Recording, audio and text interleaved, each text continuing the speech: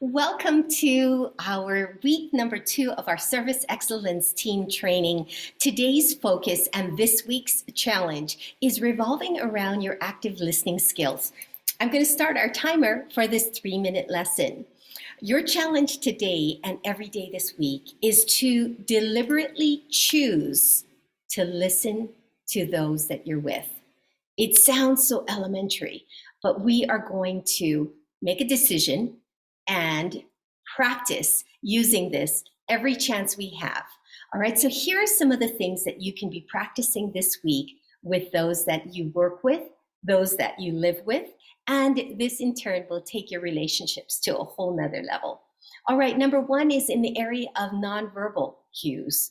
When you are communicating with someone this week, I want you to pay attention to how your body is listening to them. Are you leaning in?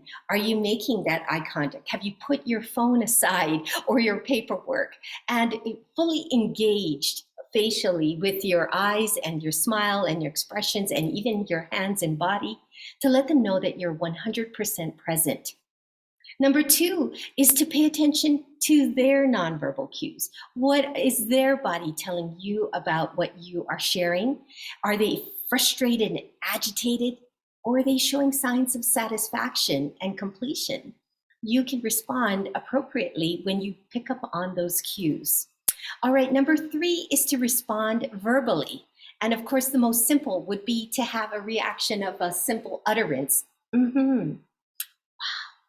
And again, not necessarily anything that is elaborate, but letting someone know, I'm right here with you. I'm tracking what you have to say, coupled with your nonverbal cues of a nod or a leaning in, or even squinting your eyes to say, I want to know more. Please share. Please continue what you're telling me.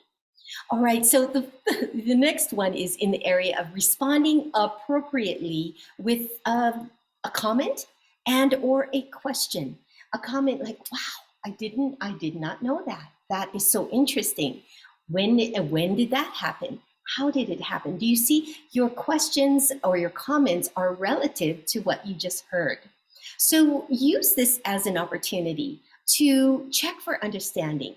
And as you can, if you recall, when we went through our team's promise, many of those elements in our promise has to do with showing respect, being inclusive, making someone feel comfortable with us.